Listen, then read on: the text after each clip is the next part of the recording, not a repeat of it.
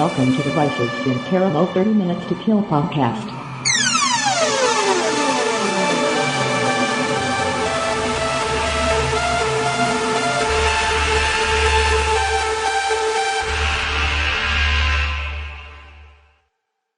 You are listening to the Vicis Interimo show, 30 Minutes to Kill, more or less. A horror entertainment podcast featuring horror, suspense, and psychological thrillers.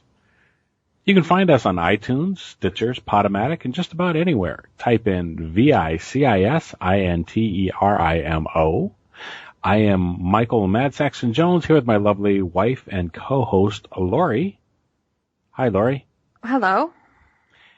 So about the show, we laid to rest, where we review things that we've covered in previous shows. A review of a movie. This time it's Crimson Peak. We then have Garbage In, Garbage Out, where we talk about any movies, books, or TV we may have caught since the last show. Are you ready to go? I think I am. You don't sound fired up and energized. I am not. Well, you should be because the review has already been done at this point. Hey, look at that. Look at that. It's an on-the-road episode. So we went out to the theater, which we haven't done in a very long time. Yeah. And managed to catch Crimson Peak there. But that comes a little bit later.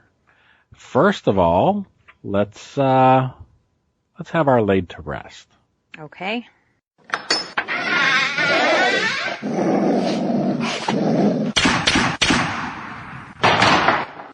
So somehow we managed to miss talking about Parasite last time. Oh. I've been intending to talk about Parasite Maximum for a while. I probably had brought it up before in the podcast that I was looking forward to it because it was a manga that I had run into 20-some years ago or whatever. So to finally get a chance to see it as anime, I was very excited about that. What are you thinking about it for now? I was just going to say, how do you feel about it now, since you were so excited? I'm very excited. They did have a very weird way of editing it, though. Okay. We're about 4 or 5 episodes into the series, and every time they stop it with the most awkward points. I don't know. Oh, okay. You know what I'm talking about? Well, you mean the final scene before the credits roll, and yeah. They always end on a cliffhanger, but it seems like they've just cut the scene in half. Exactly. It wasn't like it was intended that way. It just seems like an abrupt chop. Yeah.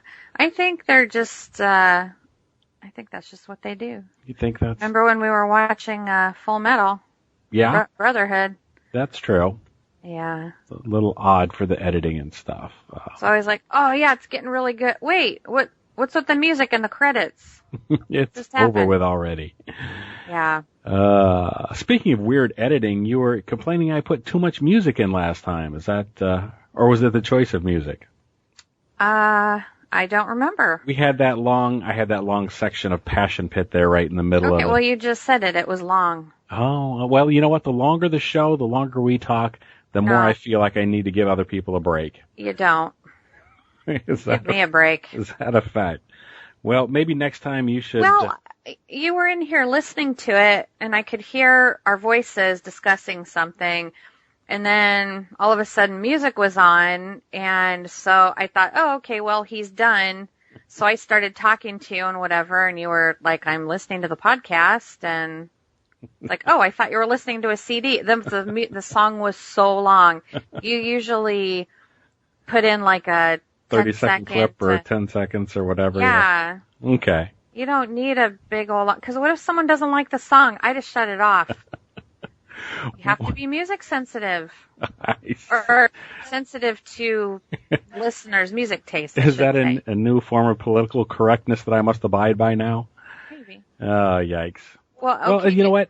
Did you see me this morning, though? I was looking for a video on YouTube, and I found it, and there was a song playing that was really annoying. I lasted about 10 seconds and shut it off. Like, don't pick really super I'm not talking to you, but just in general, when people pick really specific songs or music, if it's a video that has to appeal to the masses, maybe it shouldn't be so specific. Okay. I gotcha. That has nothing to do with you. Yours was just really long. I'm just saying, if people didn't like the song, they'd be like, okay, well, they're not talking anymore. This song's been going on for 2 minutes, so I'm out of here. I gotcha. Maybe that's just me, though. Maybe. Give us some feedback. This is a crazy picture. I'm just saying, you have to look over here. That's not how you play Leapfrog. Are you sure? Maybe that's how they play it. Well, that's interesting. So, well, you know what? It's been a while since you've picked any music, so maybe not this episode, but maybe next time you'll do some musical choices for us. Okay. And I'll do short ones, so. I'd like to get some puddles in there. Sounds weird, but yes, I know exactly what you mean, and we'll have to do that. We'll have to do a clown movie to go with it. So moving right along. So last week we did, last episode anyhow, we did Carrie, the new Carrie. Yes. And we talked a little about bullying. And I listened. There was a really long pregnant pause there where you asked me about bullying people, and I'd love to point out the fact that I never bullied anybody that I was aware of. Right. But we talked about the fact that that was a misleading. I didn't ask you if you bullied people. Well, you just go back and listen to the last episode, and you'll know what I'm talking about. But anyhow. Okay, because that's out of context or something. That sounds weird. It does, but we were talking about the fact about certain people being shunned, and I was just going to say that in a small town, that absolutely is what can happen, and it's one of the reasons why H.P. Lovecraft works so well. That whole small town mentality and so on. So anyhow, that's getting back into the Carrie stuff. So go back and listen to that episode if you didn't already. Yeah, that's old stuff. Well, this is laid to rest. This is a place for old stuff. New stuff, though, I'd like to welcome new listeners such as William and maybe a few others. But what else? Oh! One other thing that I wanted to cover, laid to rest, and this is from some time ago, we have an opportunity to go back and review. There's a comma. I can't put that in here. We're going to go back and do Clock again. We talked about Clock as being one of the short films that we... So, re-review. Okay. Going to re-review it. One of the films that we got a chance to talk about for the H.P. Lovecraft Film Festival, and we really didn't do it justice, but we both complained that we wanted to see it again. Hey, that's a good review. Yes. I mean, we were like, well, everything goes by too fast at the film festivals. And there's so much yeah, here's the title, the credits, the thing starts, you're following it, it's cool and everything. Sometimes it's only a few minutes long, and then the credits roll, and you're still thinking about it and trying to absorb what you just saw, and the next one's already starting. Right. So that's kind of what happened there, and there was Casey Malone was the director, and so we're going to get a chance to go back, and actually I'm going to include that in the show notes. So listeners, your homework is to maybe watch it before we talk about it and see if you agree. But I'm going to throw that in there, and maybe what we'll do is a headshot where we just concentrate on that. We'll do just one short episode regarding that movie, because I do remember that I liked it. Yeah. And when I went back and I listened to the review, I don't think all that came through. So I would like to talk about it again, and we get that opportunity. So I'm looking forward to that. Me too. Yeah. So, okay, what else? I always wish I had all of those at home where I could just watch them at my leisure, watch them through a couple times. Right. Because, it's just so hard at the film festivals. Oh, my gosh. And you're sitting there, trying to take notes in the dark and stuff. It's hard. All right. Well, like I said, I'm grateful for this opportunity, and that will be an upcoming headshot, Clock, C-L-O-K. And, what's a headshot, by the way? Headshots are my little 5-minute podcast. Well, it's supposed to be 5-minute podcasts, but they were supposed to happen midweek. And yes, exactly. But we don't even do this on a weekly basis at this point. But you know what? It's that damn job. It's those 10-day work weeks, working 5 days back to back, followed by another 5 days, and then my 2 days off. It makes for some madness. But previous headshots have been on things like dyslexia. Yeah. So we talked about some of the Fangoria Dead Time stories and so on. So those are still active on the feed, so go back and check out previous episodes there. Anything else for you for Laid to Rest? I don't think so. This has gone on way too long. All right, I think so too. Too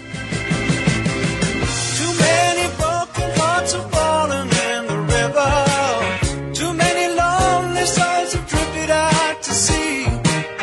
You lay your bets and then you pay the price. The things we do for love. The things we do for love. In the wake of a family tragedy, young Edith Cushing impulsively weds the disarming Sir Thomas Sharp. He is played by Tom Hiddleston, which of course is Loki from the Marvel movies. Yes. But after moving into Sharp's isolated mansion in northern England, Edith discovers that the house and her husband are hiding chilling secrets. And when we talk about it in the car, I was trying to remember the name of the actress who plays Edith. You will hear that in a moment. But we're back home now, and I looked it up. I'm going to mess up her name, so I'm very sorry. Mia Wasikowska? Okay. Wasikowska?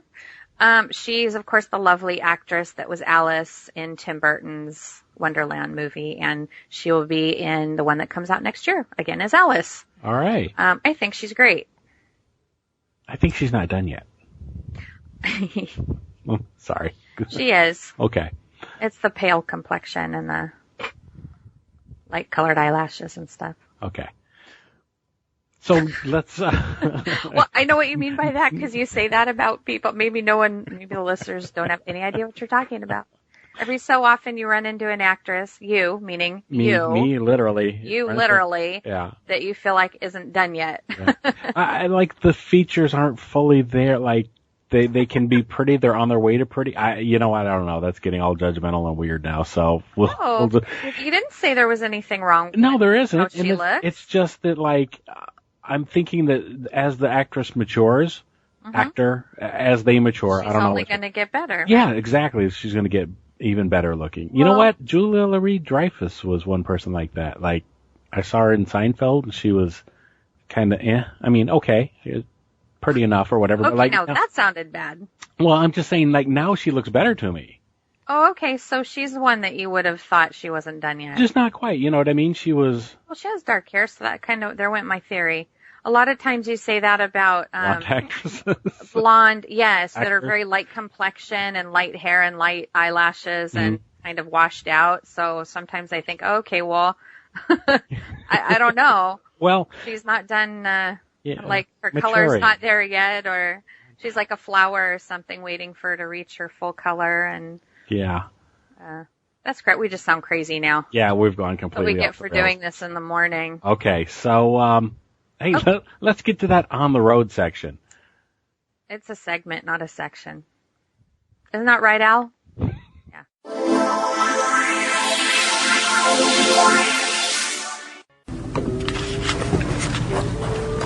So against our better judgment, Oh, jeez.